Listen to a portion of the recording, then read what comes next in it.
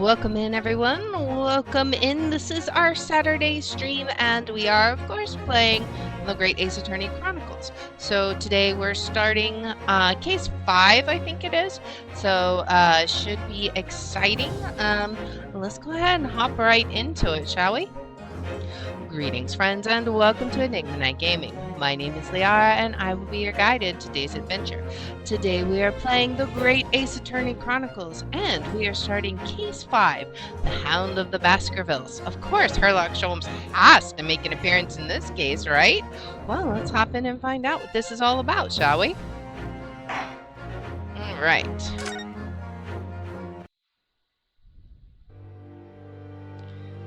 Hound of the Baskervilles. A hound it was, but not such a hound as any mortal has ever seen. Its eyes glowed with a smoldering glare. Sholmes's cry pierced through the thick wall of fog around us. Oh boy. Wisps of vapor flowed over the pistol as I cocked it, and I waited, breathlessly, in the stillness.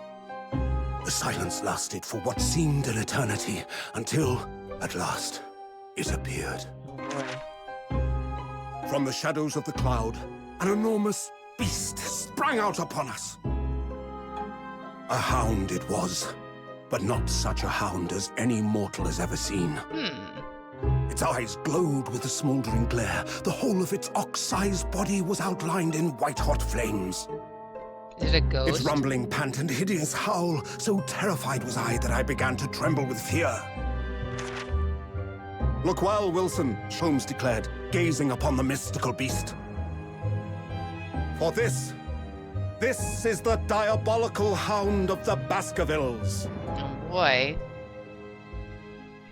What are we gonna find out here? Let's go ahead and find out. Our first 2 months in London passed by in a flash. In that disconcerting courtroom experience we were first thrown into on the day we arrived in the country, and in Sasaki-san's terrible ordeal that had followed closely behind, we had emerged victorious.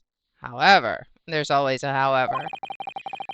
There then came an abrupt end to our opportunities to appear in court, which was hardly surprising, of course, since I was nothing more than an amateur, an unknown student of law from faraway land.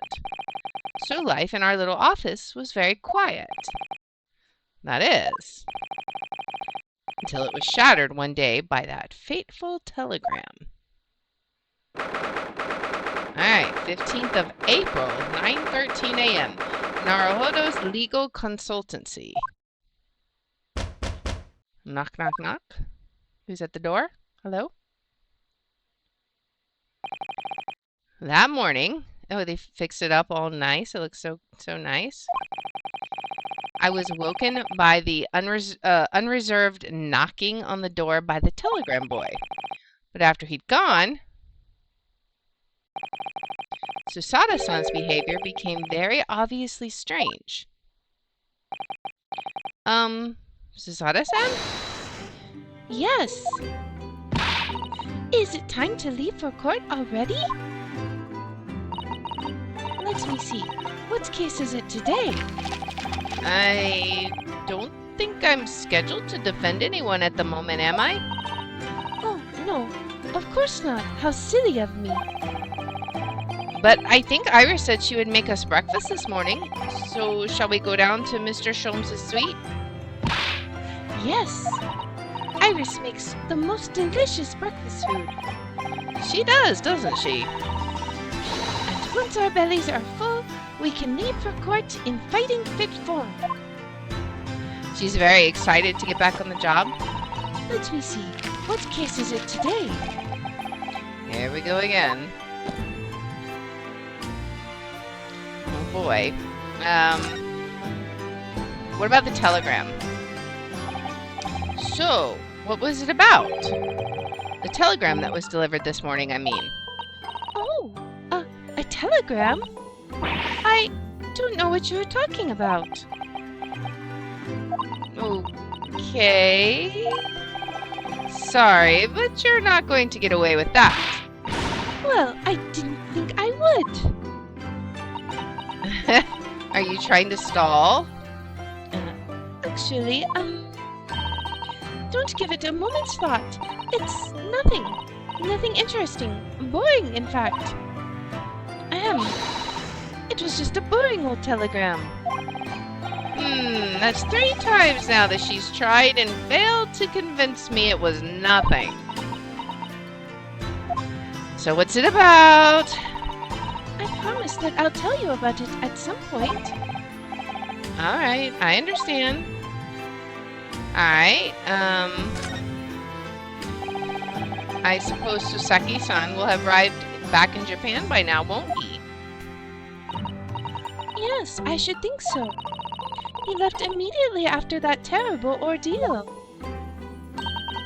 Which would mean he should have completed the voyage already, or be just a few days away. A fortnight ago, we had that very long telegram from him, do you remember? Complaining of seasickness?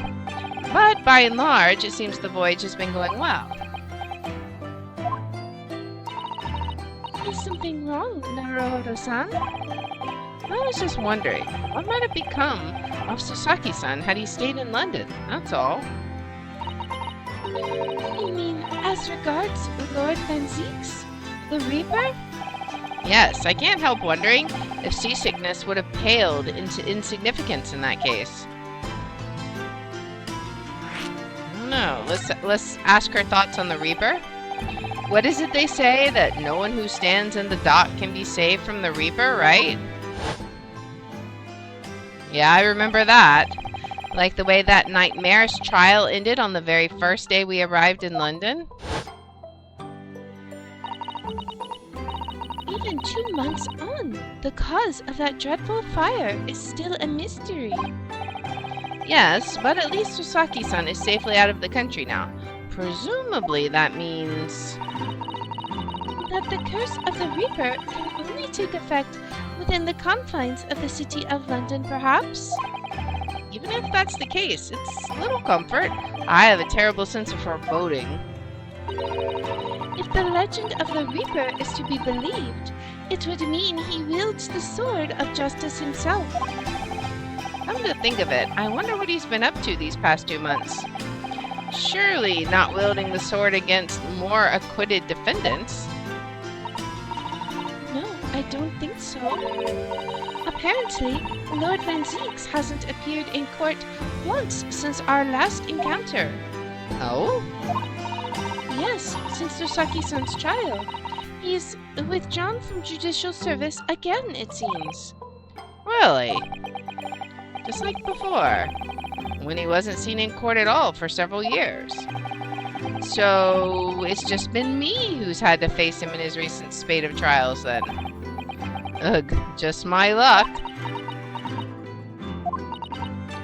I wonder if luck doesn't come into it. Sorry? What was that? Oh, nothing. Never mind. Suspicious? Alright, well maybe we move down to, let's go down to Sholmes' suite. We're at my lodgings and office, located in the attic above the suite of rooms rented by Mr. Sholmes. I call it a consultancy, but clients aren't exactly beating down the door. With the furniture we've moved... Oh yeah, so she's saying, With the furniture we've moved in recently, this place is starting to feel like a real office. it looks like a real office. Y'all have done a good job. When you're ready, let's go downstairs for breakfast. Yep, we're gonna go down to the home and office of the world-famous great detective and his young companion, Iris. People from all over the globe come to engage his consulting detective services. So, I don't know why they would want to consult with us over Sholmes, but sure. Maybe they just don't want someone crazy. Alright, 15th of April, Sholmes' suite. Morning, Bruno! Morning, Susie! Good morning, Iris. Someone's playing really bad violin or something? Iris? What is it, Bruno? What is that terrible noise? It sounds like a cat being strangled. Ah, yes, you noticed that, did you? Yep, someone playing very terrible violin. Charlie isn't in the best form this morning, it seems. Oh boy. Uh-oh, he looks upset. Hello. Hello, Mr. Sholmes. Good morning?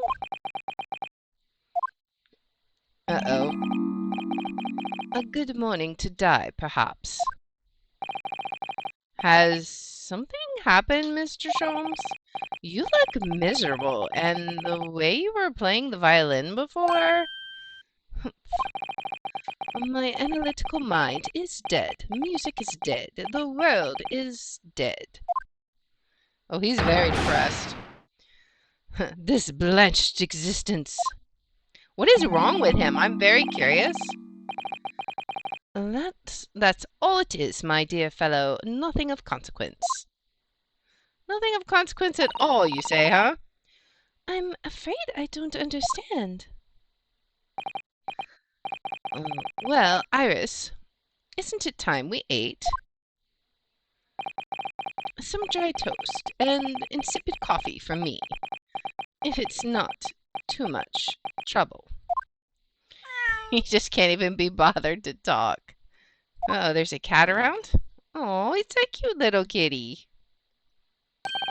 Is that the cat from Sasaki-san's? Like, didn't we see this same cat in his little building? Oh, look, it's Wagahai. Good morning, boy. Oh, meow. Cute. That must be some sort of tiny cat door for cats to use. But how did it get there? Well then, everyone, time for breakfast. Oh, wonderful. Let me help you, Iris. Ugh. It would indeed be a fine day to die. I knew something looked different. Something's missing from Mr. Sholmes' desk. Like, all his work? Where's his work? Like, it's completely missing? What's the matter with you? Dude, what's the matter? Cheer up, buck up. You seem very unhappy this morning, Mr. Sholmes. That is like the understatement of the century. What's happened? It used to be the case that in my hands, this violin sung like the dawn chorus. Its melissonic tones would make flowers bloom. It would?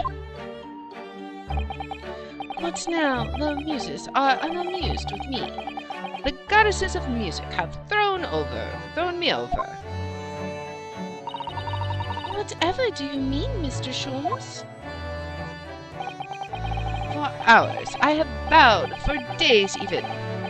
Through the night I have endeavored to no avail. That sound, my tone, is lost. That brilliant, clear, unwavering tone, gone forever. No more recitals of unbridled emotion. Well, you haven't been practicing much, have you, Harley? Don't worry, I'm sure we'll come back to you in time. Heed my words, Mr. Naruhodo. The goddesses of the arts are fickle. One day they bestow genius on a man, the next they unmercifully withdraw it. Oh, dear. Why is this happening to me? If they take the turn I have for the violin from me, what is left for pity's sake? What is left?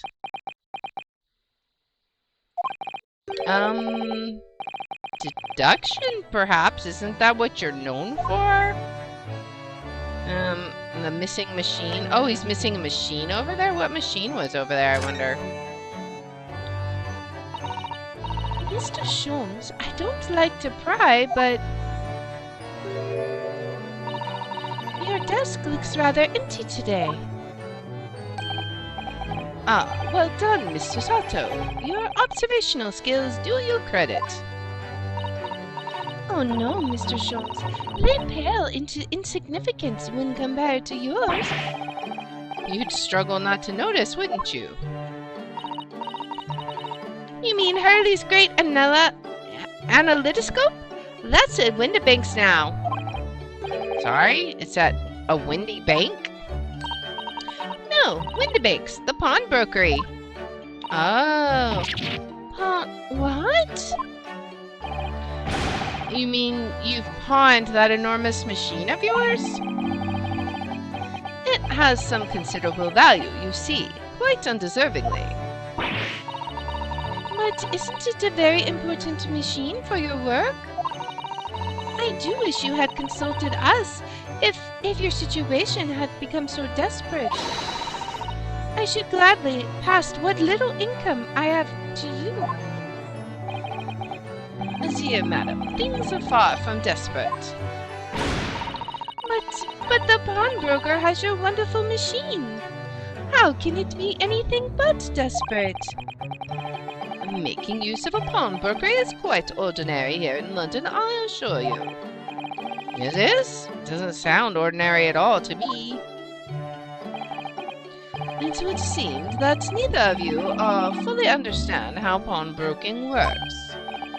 Oh, what's to understand exactly? Alright, so tell us. I mean, we should, unless it's different from how it actually works, I'm curious. What did you mean when you said we didn't fully understand how pawnbroking works? To the people of London, pawnbrokers are akin to banks. Banks? On Mondays, merchants relinquish their finest jackets and trappings to the pawnbroker of choice. With the money they receive in return, they are able to trade happily through the week. And then on Saturdays, they go to recover their things using the money they've earned. I had no idea. This has been a fascinating lesson for us. Everyone does it, you see, especially people in inner London. And should they have money to spare, they would purchase another fine jacket. Not to wear, obviously, but to pawn, should the need arise. Oh, how ingenious. So, whenever we have something that's getting in the way, we leave it at Windibanks, you see? A pawnbrokery can be thought of as an extremely secure vault. Who would have thought that even pawnbrokers are different here in Great Britain? Of course, you have to watch Hurley with it. Sometimes he pawns things he really shouldn't. Like his machine? Don't you, Hurley?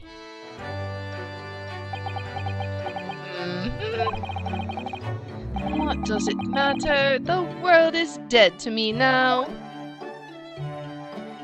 My guy, you've got to get back on your feet. What can we do? Is there something in here we can examine? What if we talk to her? Wait, actually, I'm very curious. What's up with these? The fire's burning comfortingly in the grate again today. It's a very different feeling to a Japanese hibachi somehow. Oh, look at that photographic print of a lady displayed on the mantelpiece. Could it be? Yes, it must be. It's the woman. Oh, how exciting. Is that supposed to mean something to me? Okay. We got an achievement for that. Oh, this is the same thing. Okay. So, I guess there's nothing important there. We've already examined all of this. Is there anything else up here?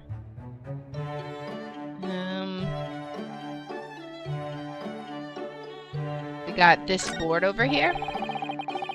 These are all mementos of Mr. Sholmes's past cases, I think. If he'd been involved in my case, I wonder if the beefsteak from Le Carnival would be on display here. A mystery shoe, a curious hammer, some mysterious dancing men, a bust of Napoleon.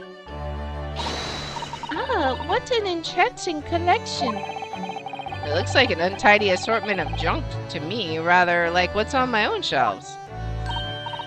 Well, you really ought to learn to keep your things in order, Mr. Naruhodo.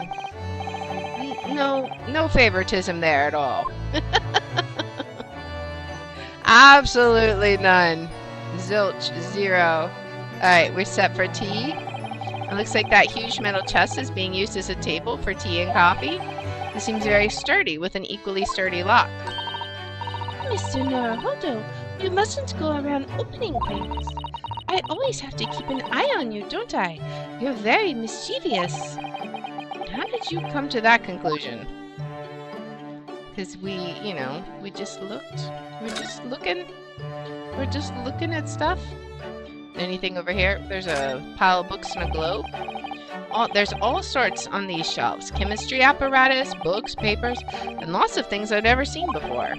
It's all heaped up so high I can't help feeling that the whole lot is going to topple at any moment. Oh, it's such a charmingly untidy collection of paraphernalia, isn't it? It just looks messy to me, like my desk. But you, Mr. Naruhodo, must learn to tidy up after yourself. Again, the favoritism. Alright, what else do we got? Can we look at the skull? No. What about this? Look at Mr. Sholmes' desk. It's completely clear. Isn't that enormous machine usually on it? We can never hope to understand what goes on in the great detective's mind, Mr. Naruhodo. Why, next time we're invited, we may find he's vacated the entire suite. That's scarily plausible, actually. He's just like completely random. All right, let's talk to Iris. We'll ask about the cat. Okay. Mr. Natsumi, I knew that's who the cat was. Okay, Mr. Natsumi's cat seems to have settled into his new home then. Oh yes, and I've become very attached to little Waggy. It would appear his previous owner is completely forgotten to him. Cats are unfeeling creatures. Their mews are as empty as the hearts of the muses.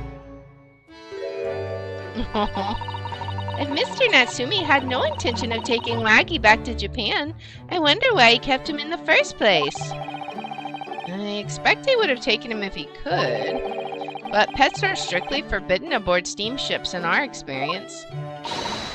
And for good reason. Terrible things can happen if the rules of passage are not obeyed. Well, I don't mind, because Waggy is adorable. Oh. Yes, he really is.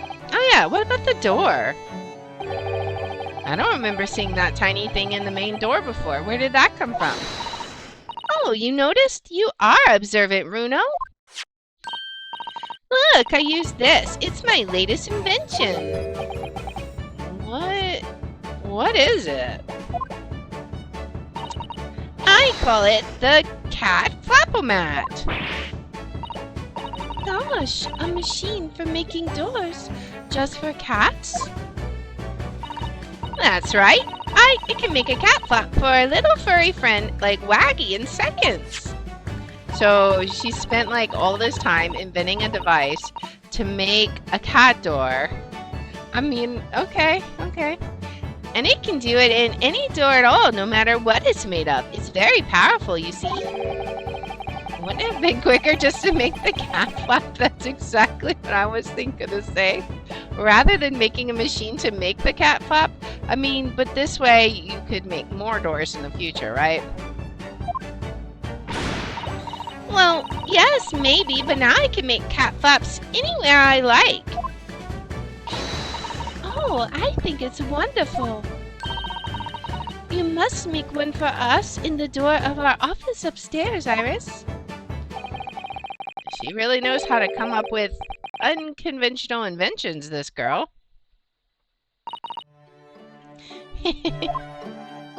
Alright. She's very creative. Uh-oh, what's up with Waggy? Oh, what was that? Wagai? That doesn't sound good. He's getting into trouble?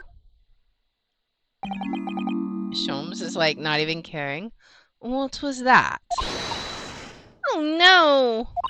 Wanda is tangled up in your violin! I think he thinks it's a toy. No, what's he doing to it? Oh dear, Mr. Sholmes' precious violin. Why should I care? What? I shouldn't be surprised. If the cat is a more accomplished musician than I now. Man, he is so down in the dumps. Mr. Sholmes really is in poor spirits, isn't he?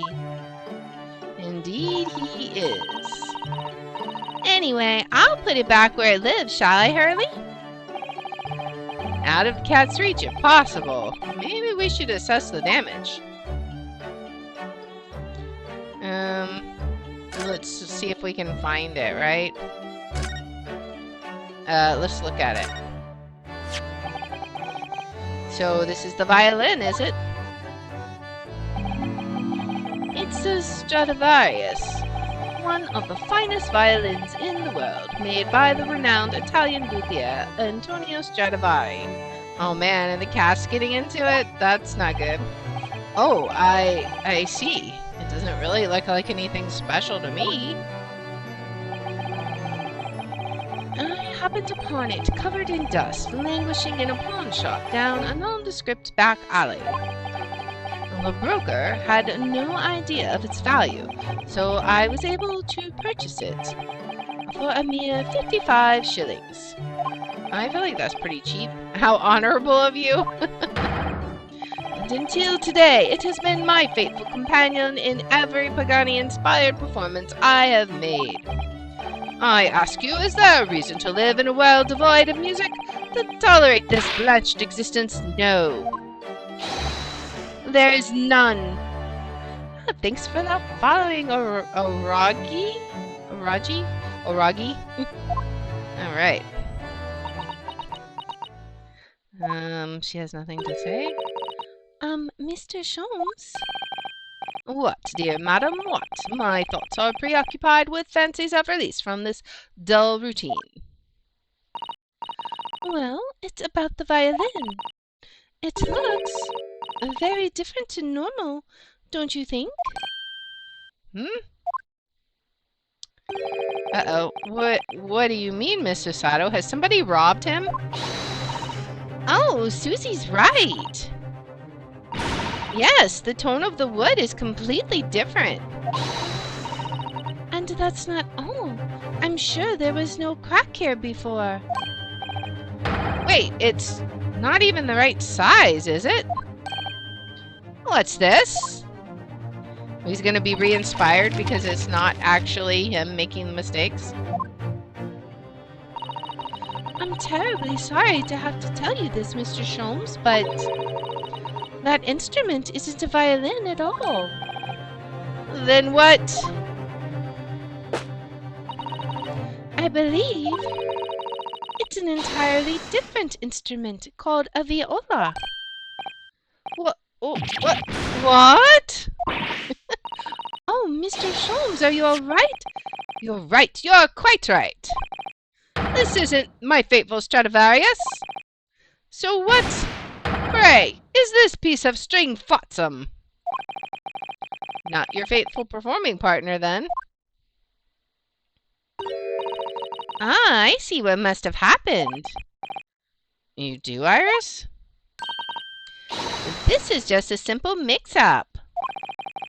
It sounds like Iris might be able to tell us exactly what's happened if we ask her. Alright, so let's go talk to her. Alright, what's the mix-up? What did you mean by a mix-up, Iris? Well, you see, this viola, I mean, was at Windibank's until last week. At the pawnbroker's? Not Mr. Sholmes' beloved musical partner. is a proverb from the East in which you are no doubt familiar, my dear fellows. Always let a beloved child travel. Yes, indeed. So you sent your beloved violin to the pawnbrokers in the hope that it would experience personal growth? Oh, what a wonderful idea! I mean, okay. Last week, I pawned my great analytoscope in order to release my precious instrument. But it would appear Mr. Windibank mistakenly furnished me with this tawdry fiddle instead. But my ears cannot be deceived by the hollow timbre of this piece of timber. No, but your every sense was deceived by the fact that it just had strings.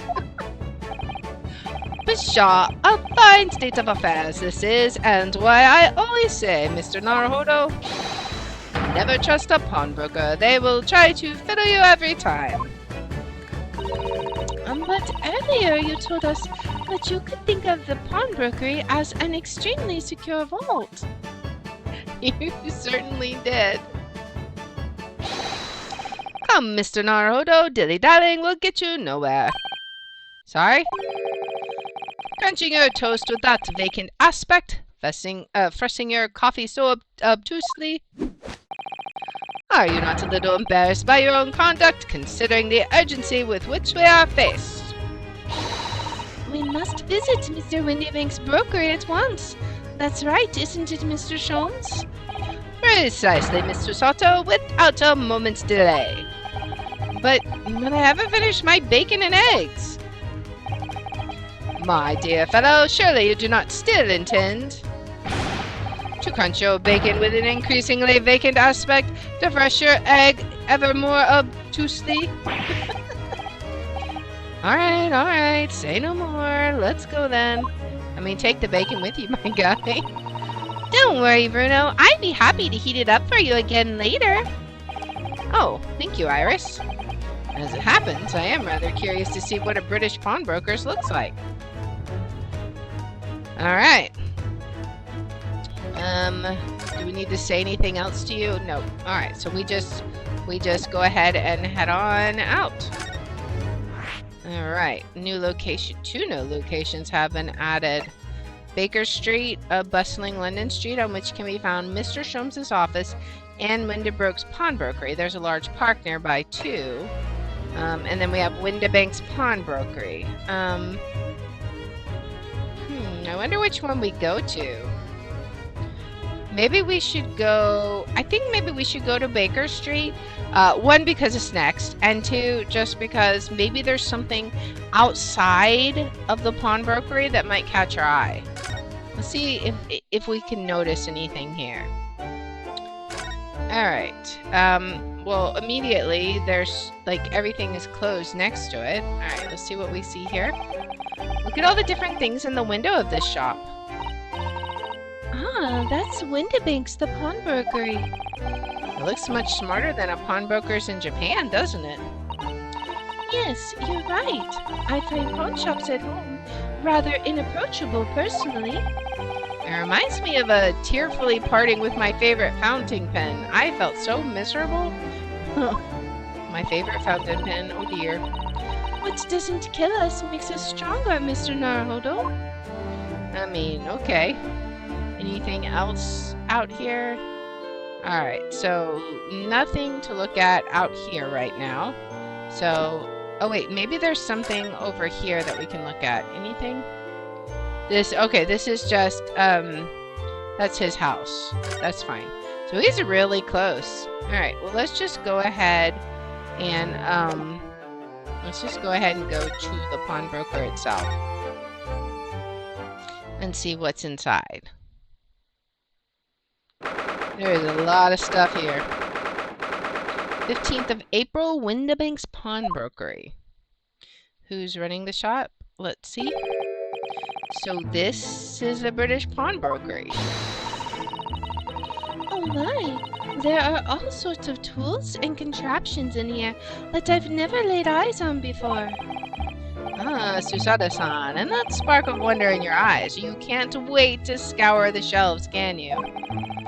I get the impression you enjoy places like this? Oh yes, I don't know why, but seeing such a lot of things I don't understand is a real thrill for me. My dear fellows, let us not forget why we are here. Oh, Mr. Sholmes. We are calling on matters of business, not pleasure.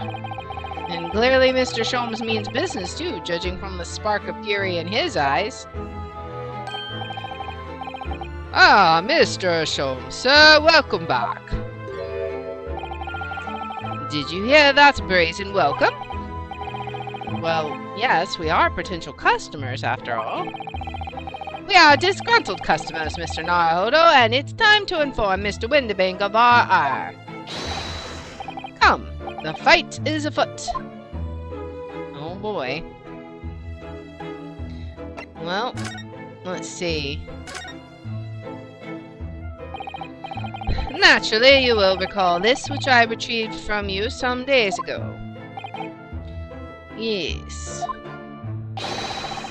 This second-rate fiddle is not my faithful instrument, Mr. Windibank. The color of the wood is different. It has holes in it. It's not even the same size. A wonderful summary of our observations, Mr. Sholmes. What's he gonna say? I'm so very sorry, sir. How utterly unforgivable of me, and an inexcusable mistake for a pawnbroker. There's only one way to make amends. He's running, I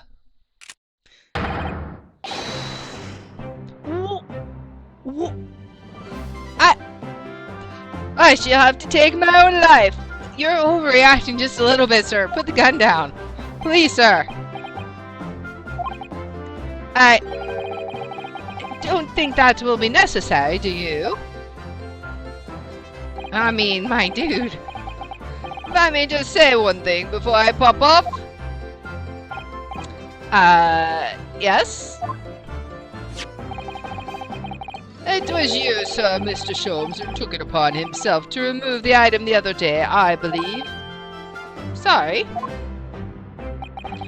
As I recall, I entered the storeroom to fetch your violin, and I heard, "Ah, there, here it is." You did? And when I turned to controvert you, you had taken the viola and left, sir. He's like... However, there can be no doubt that the blame lies firmly at my own door for allowing you to leave. So I shall not grumble or grouse any longer. May this guilt die with me. No, no, no! Stop, my dear fellow! The fault is mine! A bit of a drama queen, are you? Getting your point across? Phew. That was a bit dramatic. It would appear that the fight is over. I do humbly apologize, Mr. Windibank. Evidently, my questionable disposition precipitated this tragedy. Well, you wouldn't be Mr. Sholmes without that questionable disposition now, would you?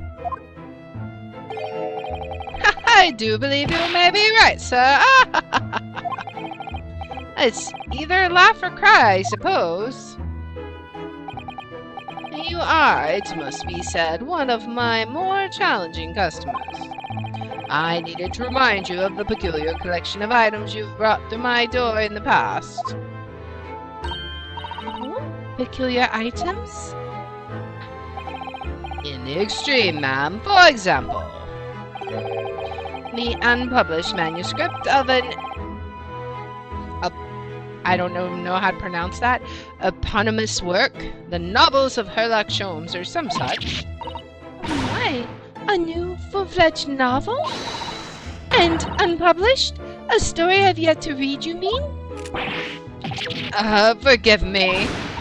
Wait, before you die, you must tell me more! My guy, seriously. I must know more. Tell me everything. Wow, Susanna-san is really fired up now. Is there really An unpublished story under this very roof? Well, one day the gentleman here brought in an old metal chest, you see.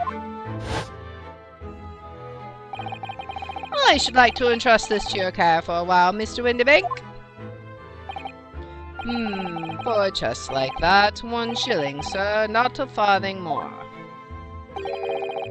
It houses something of very great value indeed.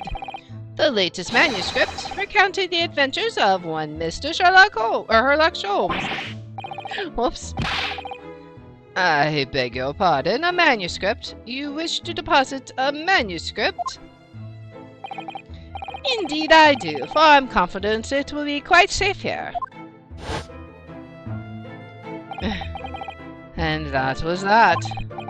As such, Mr. Sholmes's latest tale of otherworldly mystery lies dormant in my storeroom. Mr. Sholmes, is that really true? Do I sense that someone doesn't want to talk about this? I continue to pay your fees, do I not? Then kindly continue to store my belongings securely. Of course, sir, of course. They're safe and sound with me, I assure you, on my life. This is all very strange. I agree. Alright, let's ask about the pawnbrokery. I wonder, could I ask you something? A gentleman from the East, I see. Yes, that sable suit. I suppose I could offer you 6 for it. Without wishing to offend, the tone is somewhat dull. Sorry? Aha! But for your splendid attire, ma'am, 5 guineas, no less. The colors are exquisite, the designs exotic, Eastern artistry at its finest, may I say. Oh my, 5 guineas, you say? How interesting. Why do I feel as though I've suffered some sort of defeat here? Actually, I was hoping to ask you about your business. I've heard it said that pawnbrokers are used rather like banks here in London. Yes, sir, indeed. Many of my customers utilize the establishment as you describe. I appraise their items, offer them a proportionate loan, and 2 months of secure storage. If in that time they repay the original sum to me plus the agreed interest, their items are happily returned. But what happens if they don't pay you the money? And then the items are offered for sale in my shop, as you can see on the shelves behind me. So you never sell items before the 2 months has passed then? That's right, ma'am, that's right, which means some considerable responsibility rests on my shoulders. Should a customer's precious belongings be lost, the only recompense is for me to end it all. The very idea, Mr. Windybank, is an absurdity. One should never talk of one's demise so casually. Says the man who was telling us all it was a good day to die only this morning. And let us not forget that I have already helped you take measures to ensure such tragedy never occurs. Like, everyone is so dramatic today. Oh, what sort of measures? I engineered a simple device which Mr. Windybank has installed here in his shop. I call it the red-handed recorder. Is that not so, Mr. Windybank? Ha! What was that deep sigh about?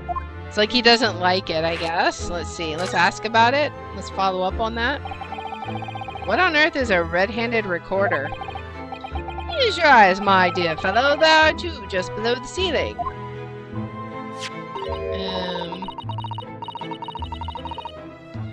I can see what appears to be a camera attached to some sort of timing device. Okay.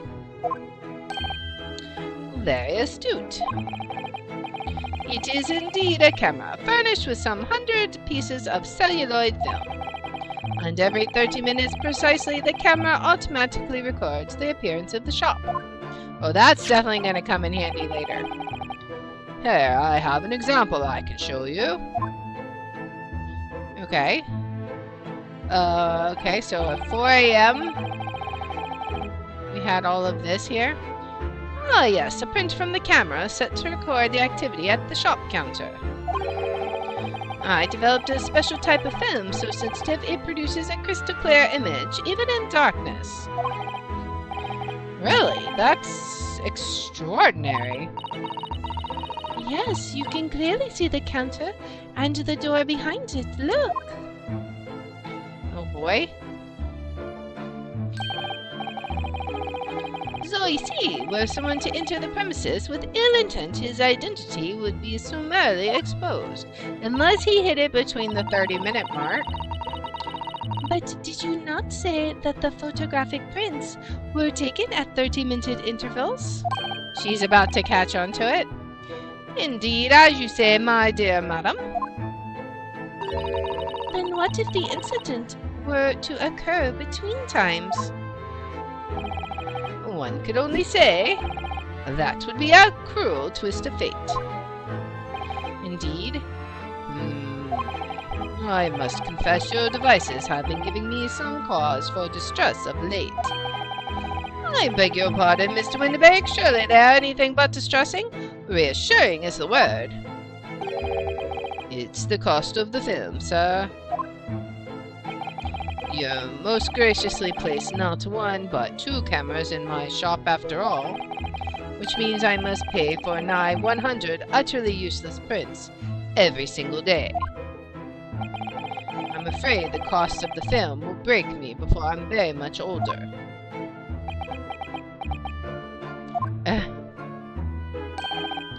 Nevertheless, a small price to pay to ensure the safety of my preferred pawnbroker, eh, no? My dear fellows, we verge on an age where safety and security comes at a price. Oh, heaven help us. So I wonder if Herlock actually even pays anything, or if he's just like paying what he gets paid for the film. Now then, Mr. Sholmes, allow me to return your precious violin. Ah, the very thing. Thank you, Mr. Windibank. Perhaps this might mark the end of the peculiar items you tried to pop, Because if anything were to happen to one of them, this would be the only answer. I really think you ought to stop waving that gun around. Someone could get hurt. Fear not. Sorry? I've only loaded a single bullet, so no one but myself could possibly be harmed. That's not really what I meant. Good day to you then, Mr. Windibank. It's been a pleasure as always, Mr. Sholmes. Yes, you look like it's been a pleasure indeed.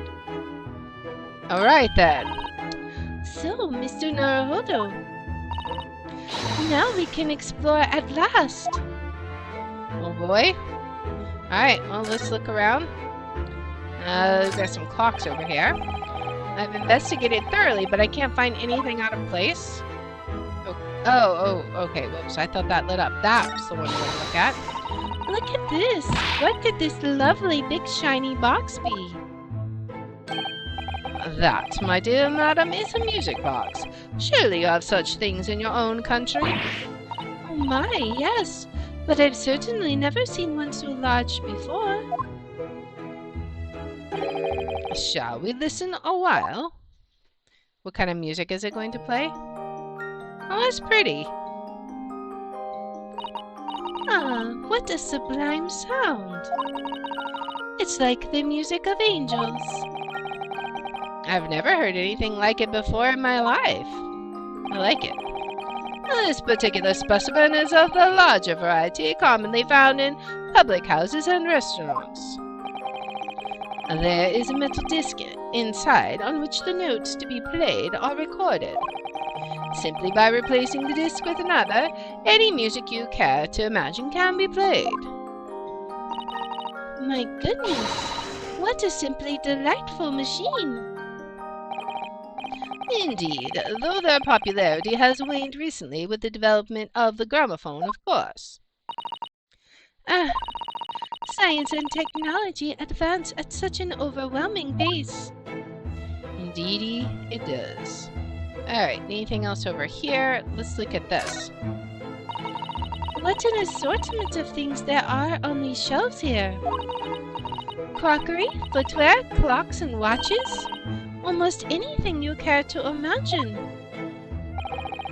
Those are forfeited items offered for sale by the pawnbroker. What does that really mean, though? When you pawn or colloquially pop an item, the broker loans you money against its worth. He stores the item for an agreed period of time, after which the loan must be repaid. If not, he is free to display it in his shop for sale at a price of his choosing. Oh, yes, now you've explained it. I'm noticing little price tags on everything. Of course, simply by paying the agreed interest on the loan, one can extend the period of safekeeping. So you may pawn that black garb of yours without fear, my dear fellow. My treasured university uniform. Never! It embodies my student spirit. Alright, what else we got? Anything over here? We've already talked to him. What's this? Oh, it's the desk. Okay. Look at that enormous ledger open on the counter there. Mr. Winterbank is, if nothing else, very particular about recording the items he accepts. He'd have to be, otherwise he'd get himself into all sorts of trouble. Why don't you mind explain the thing that catches my eye far bigger than the ledger? Yep. This revolver here. Do not entertain even a single thought of pilfering an article herein, my dear fellow. I assure you Mr. Winterbank would not hesitate to draw that weapon with a speed belying his portly size. Oh, you don't mean he'd... Blow his brains out indeed, in recompense for his blunder. My goodness, what a guy. Oh my! But in any case, of course, we would never do such a thing. How could you even suggest it? She's very disappointed in him. There's a skull over there. What's with the scales? There seems to be a little door hidden behind that curtain there. Okay, I see it. That leads to the storage room, where Mr. Winterbank keeps articles that are currently in pawn. Ah, I see. There's nothing in particular of particular interest inside. Well, I certainly wouldn't recommend any larcenous activity. Recommend it or not, it's something I tend to do. Or it's not something I tend to do. But there is but one key, and Mr. Winterbank keeps it in his pocket at all times. Before he sleeps, he places it into a small pot which he slides under his pillow. How on earth do you know about that, Mr. Sholmes? I am a detective, sir. It is my business to know what others do not. I am frequently assailed by information that I neither care for nor wish to retain. Mr. Sholmes, you are a wonder. And the prime suspect of this pawnbrokery it's ever burgled. Is that going to be the case here? Let's see, anything else? I think we've explored everything over here. Let's look over here and see. Alright. Now what do you suppose this rather enormous machine does? It seems to have two little windows for looking through. Allow me to enlighten you, my dear fellows. What you are looking at is a stereoscope. A stereoscope? Fascinating. It is aptly named, I assure you. Look through the eyepieces and see for yourself. Oh, I should be delighted to. Excuse me a moment while I just have a look. Okay. Just before you do, there is something I should point out. My dear fellows, in order to see the image properly, stereoscopically as it were, you will need to be cross-eyed. However, if that is beyond you, it is of little consequence today. Okay. Alright then, I'm going to try it. Let's see if she manages anything. Ah! Mr. Naruhodo, you must see at once. Alright then. So I need to be cross-eyed like I'm trying to look at my own nose? Alright, what do we see? She's the... Wasn't she the juror in one of the cases? What the... I don't believe it.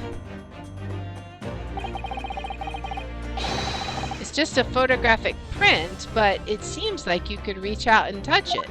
Oh, I see, okay. Yes, the sense of depth is startling, is it not? Stereoscopes are one of London's many fads. They are often found in little stalls in the park. People queue for hours to see them. Why are people meddling with such black magic? She doesn't like it. It is no magic, my dear madam. It is, well, far too complicated to explain at present. We shall save this lesson for another day. After you've had time to research it, perhaps? Oh. Alright. Let's see. We got that. Is there anything else? Let's just make sure, because I think that might be... Oh no, we got a couple more items. What is this? That's not a calendar you could easily miss, is it? 15th of April, today's date? Yes, that's not for sale, I must point out. It is an Eastern-style page-a-day calendar. Every night at midnight, I tear off the front page to reveal the following day's date. The perfect calendar for a tearaway fellow such as yourself, Mr. Windibank. And who was it who walked out of here with the wrong violin before? Well, when the agreed storage period has passed without prepayment, articles are forfeited, you see. So I have to keep a close eye on the date. It's something of a pawnbroker's obsession, you might say. Oh yes, I can see you're very dedicated to your job. Indeed. Alright. Can't look at the dolls. Alright, so what is this strange thing? Look at this. Whatever could it be used for? I have no idea. Ah. There's a small catch here. Look. We're going to open it, aren't we? Of course we are. Oh my, that's amazing. It has some sort of spring-loaded mechanism. Which we'll never manage to put back the way it was before. What are you two doing? What? Us? Nothing. No, nothing at all. Whatever this device is, it seems to have a pair of little windows to look through. I feel as though I've seen something rather similar to this elsewhere. Is it a camera? What? Only a tuppence for it? That ain't fair, and you know it. The article's barely worth a penny, miss. I cannot offer more. Alright, what's going on here? Are we having a business transaction? Sounds like there's an argument brewing over by the counter. Come on, that can't be right. Have you even had a proper butcher's at it? I've seen all I need to see, young girl. Oh, you're familiar. Wait, don't we know? I'm sure I recognize her. Yep, she was the case from the first case, right? The Mr. Guinness or whatever. Mr. McGilded, that's what it was. Oh yes, it's the young lady from Mr. McGilded's trial 2 months ago. Indeed. Her name is Gina Lestrade, my lord. She is a chancer, earns her crust among large crowds, relieving people of their purses. What's commonly called a pickpocket. Indeed. then she's shooting her gun all the time. Oh boy. Gordon Bennett, you lot! You gonna shoot us again? Hello, Miss Lestrade. I hope you've been well. Eh, what? You remember me then, do ya? Well, I remember being completely surrounded by smoke, that's for sure. So, what are you doing in here? Down and out like the rest of us? Nothing to eat? Come to pop that black weasel, sorry, coat, have ya? What is it about this black uniform that makes everyone comment on it? Ah, good day, unless I'm much mistaken. You would be the young pickpocket who stole our experimental smoke grenade launcher.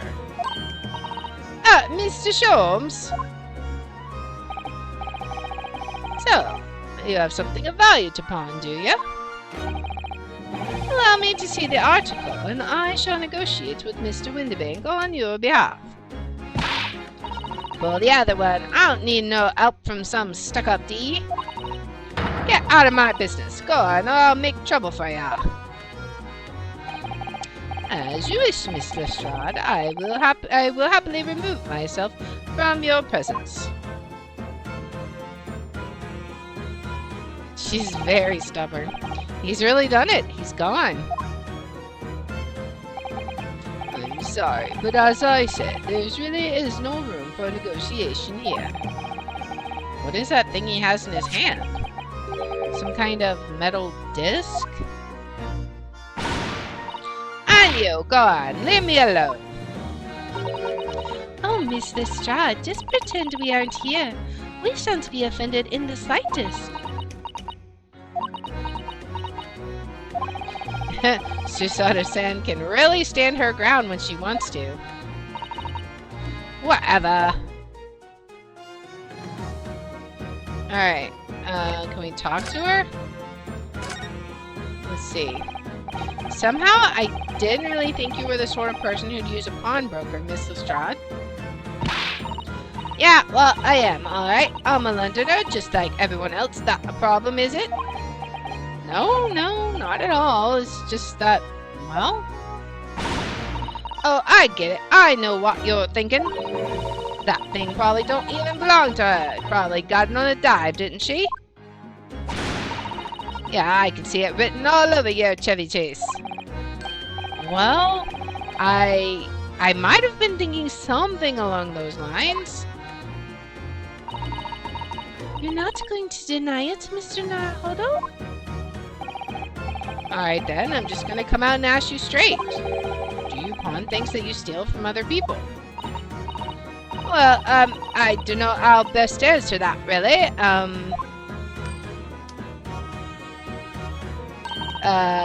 Suppose sometimes. You're not going to deny it either, Miss Lestrade? Mrs. Sada is just like totally baffled by this exchange. But not this time, alright? I swear, that thing belongs to me. The disc that Mr. Windibank is holding. Perhaps we should see what he has to say about all this. Alright? Let's talk to him then. Alright, he should be, alright, let's talk to him and see what he might have to add to that. What about the disc? Mr. Windibank, what exactly is this metal disc that Miss Lestrade has brought in? It seems to have hundreds of tiny little bumps on its surface. It looks like a music player disc, right? For the music box? Oh, yeah. Ah, this is a music disc, you see, for use inside a music box. Exactly what I just said. In a music box. Yeah, the one y'all were just playing a few minutes ago. Remember? What, you don't even know what a music box is? To you Eastern lot ain't too savvy, eh? I know what a music box is, I've just never seen one of these discs before. The small protrusions on the metal disc encode the tune, to be played by the music box. You simply insert the disc and set the machine going, and beautiful music plays. It's so incredible. tell us what tune is on this disc. Well, I'm afraid I couldn't tell you that. There are so many different types of music box, you see. British-made, German, Swiss. I have no way of knowing which particular machine this disc was made for. Ah, I see. And that's it in a nutshell. I wouldn't have any customers for an item like this, even if the young lady forfeited it. Really, I'm already offering more than I should at a penny. That's a packet of lies. He told me he did. He said it was, well... Who? Never you mind, it just ain't right, that's all. That disc's worth good money, I know it is. Oh, well, then you'll have to try your luck at another pawnbroker's, won't you?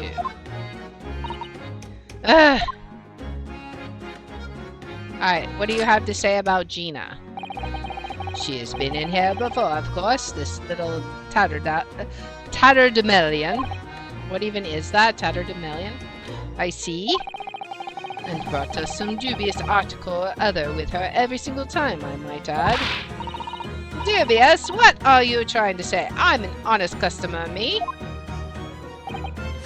So, is there something dubious about the dish she brought in today? Well, if only it were that simple. Sorry, what do you mean? What she actually brought in was a storage ticket. Ah, a storage ticket? So, Miss Lestrade has actually come to redeem an article from you today, is that right?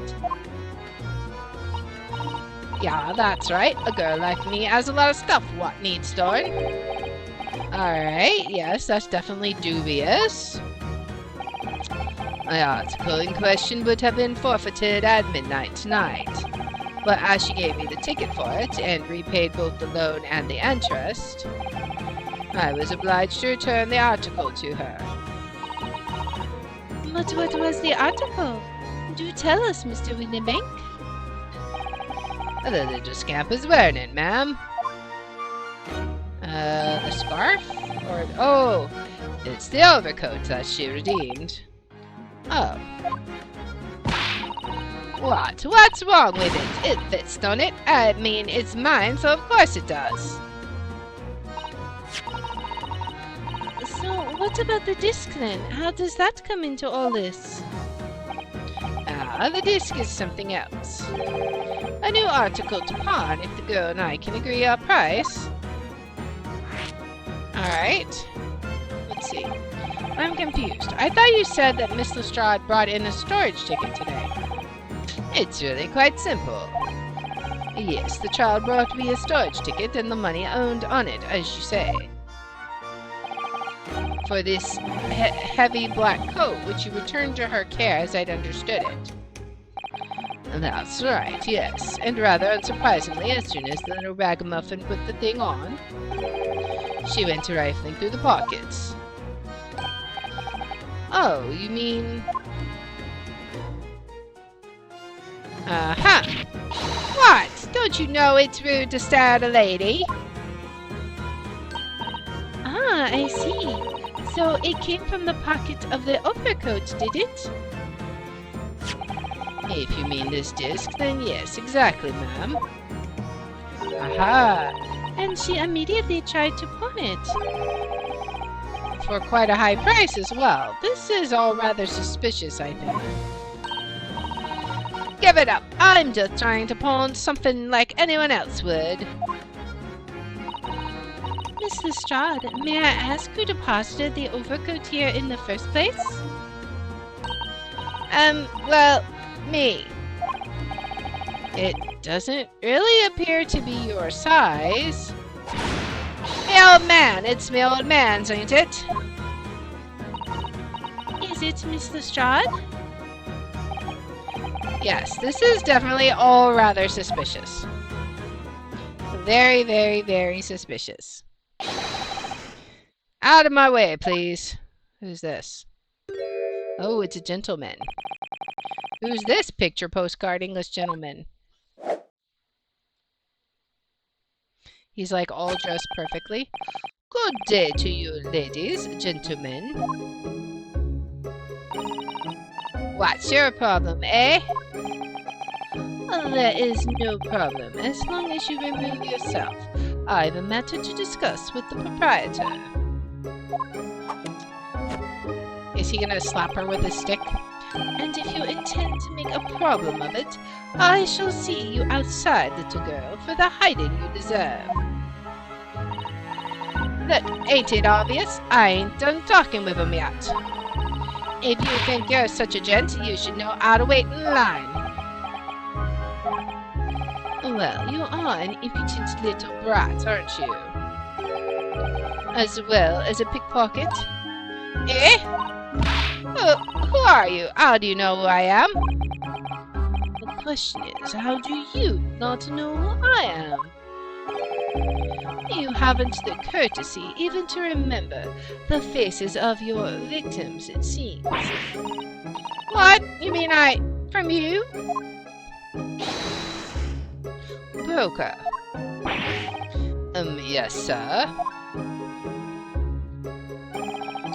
I believe this filthy pocket thief has just redeemed an article from you, no? Yes, the article in question belongs to me. I demand for it to be returned at once. Oh my! Now that's a lie. What are you trying to pull? Give me back my overcoat, you wastrel. And needless to say, any music box discs too. No, you can't have it. You just can't. It's my old man's, or it was, now it's mine. Goodness, Mr. Naruto. This is a very awkward situation. Yes. I think perhaps we should hear both sides of the story in a little more detail. Oh boy. Let's see what she has to say. Miss Lestrade, is what the gentleman is saying. What do you think? It's all lies, ain't it? Obviously. I swear on my life I ain't never laid eyes on that dandy before. Let's hear it now, you little ragamuffin. You stole it, didn't you? That ticket you brought in here just now? No, I swear it. I swear to God. It was barely an hour ago. I was walking along the street, minding my own business, when this little gutterling ran into me. I knew at once what had happened. I've been robbed yet again, I thought to myself. Those wretched pickpockets. Yet again? Oh yes, as you can see, I am a man of impeccable style.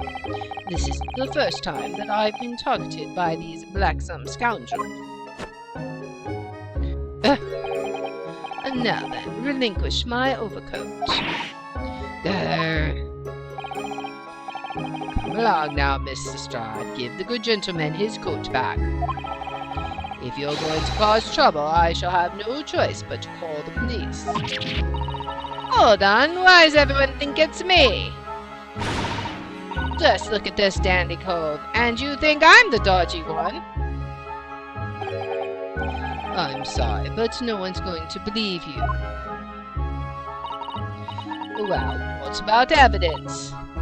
Yeah. Where's your evidence that I've stolen something, eh? Come on, let's see it. Oh, I have evidence, naturally. You what?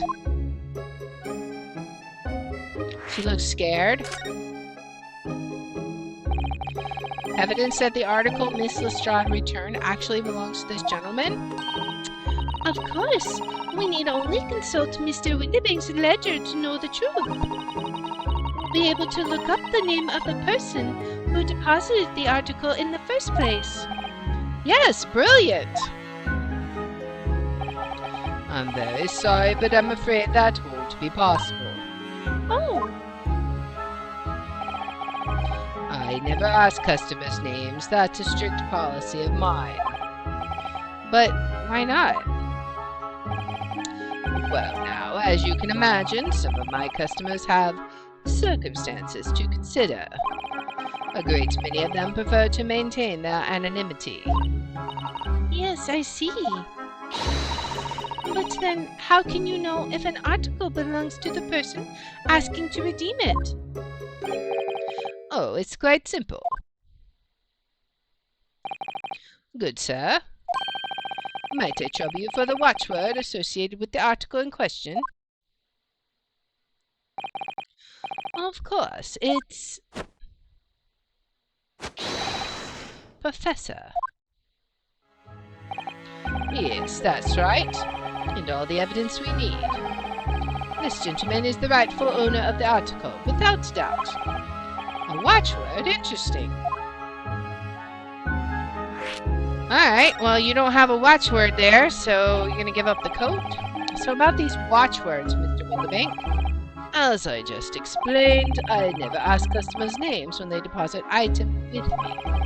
There are many reasons why certain customers would like to keep their activities secret. As he looks at Sholmes. That wasn't exactly a subtle glance at Mr. Sholmes now, was it? great detectives have no dark secrets. None at all. Yes, well, anyway, that's why I always ask for a watchword whenever I accept a new article. In many ways, it's like the secret combination of numbers used to unlock a vault. The date of deposit, a description, and a watchword uniquely identify each item. And of course, then I give the storage ticket to the customer. When someone comes to redeem something, I ask for the ticket and the watchword. And if that someone tells you the correct watchword, you return the article? Well, then how did she get the coat? That's right, sir. Yes, just as soon as the requisite fee is paid. And I have supplied you with the information you require already. But for the avoidance of doubt, the article in question is an overcoat deposited 2 months ago on 15th February. With a watchword of Professor. All perfectly correct information, sir. But ow! Really, this is beyond a joke now. There's no further room for doubt.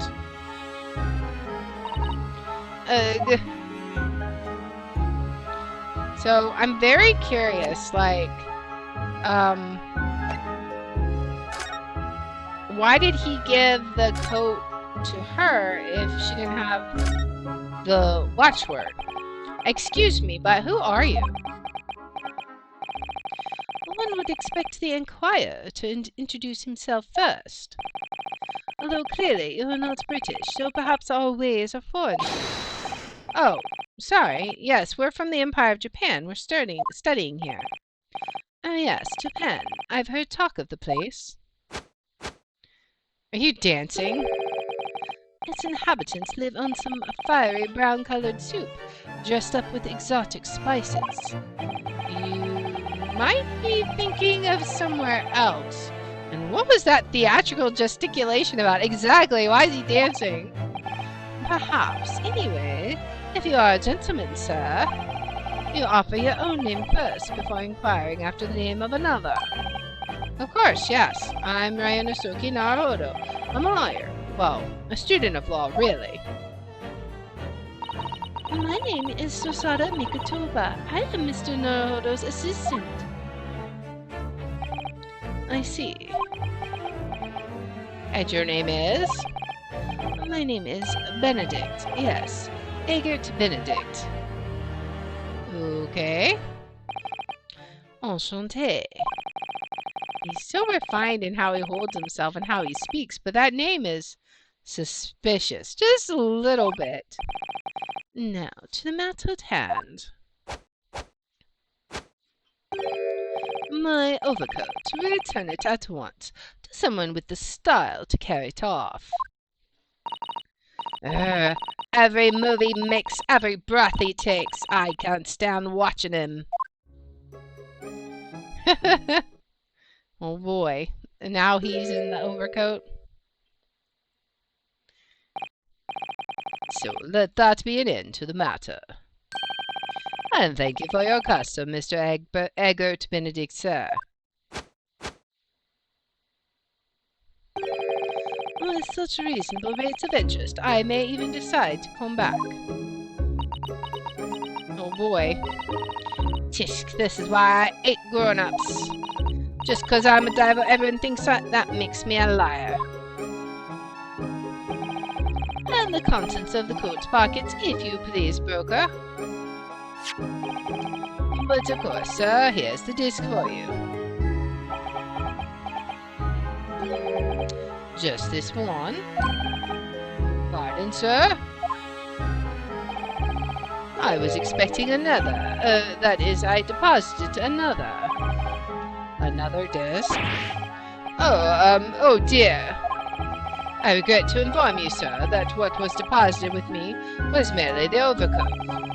The disc happened to be in one of the pockets, but I was completely unaware of it until now.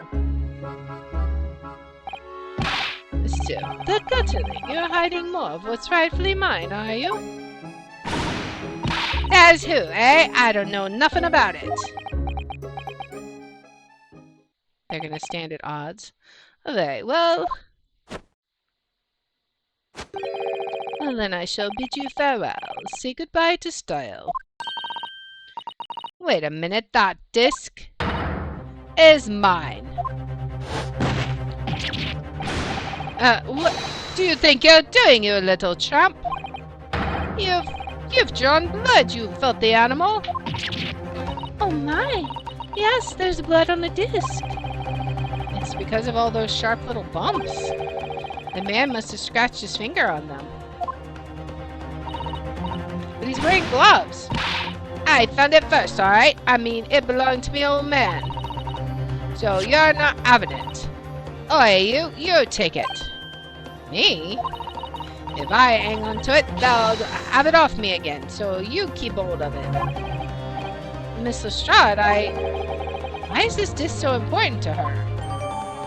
Alright, so we've got the music box disc. It's the metal disc used to play music on a mechanical music box. The piece of music, which remains unidentified, is stored on the disc by means of small protrusions. You there in the black livery. Hand that disc to me at once, please. No, don't. He is lying. Grown-ups are all liars. What do I do now? How am I going to resolve this? We need more information. And we will get that in the next episode. So if you like this kind of content, please make sure to like, subscribe, follow, share, all that good stuff. If you want to watch live, we're on Twitch at twitch.tv/LeR27. I have my schedule posted in the about and in the description. And if you want to see which games I'm playing each day, I post them on twitter.com/LeR27. And I hope you'll join me in the next one. Until then, guys, bye! Alright, let's go ahead and give this a save. We will save. I think we're at the bottom of the saves. Yeah, so we got to start at the top again, right here. Alright, let's just go ahead and save here. Alright, and let's hop out of here. We just saved, we don't need to save again. Alright, now, let's see if this works. Alright, cool. I still got to get more music. I know I'm being super bad. But the next stream is going to be tomorrow at 3 p.m. We are going to be playing the reveal game again. We've played it once. That's like where you're kind of basically exploring the story of a haunted circus and the family that lived and worked there. So we'll be doing that again, and then afterwards we are going to start the Room 3. So if you haven't watched the Room 1 and 2, definitely I recommend you do that because it is great. They may not all be out yet on YouTube though, but whichever ones are, you should definitely check out because they are awesome, especially if you love puzzle games. And so we will be doing all that tomorrow starting at 3 p.m. Central Time. Let's see who we can raid. Let's see. Is anyone playing anything interesting?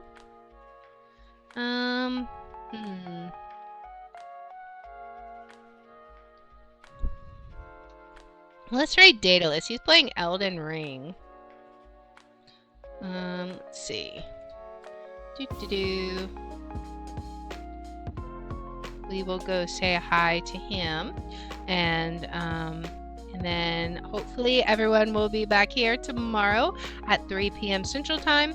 It will be fun. You will enjoy it. It will be loads of fun because that reveal game is super awesome. I love it so far, and it's gonna be crazy. All right, I will see you guys tomorrow, 3 p.m. Central. Bye.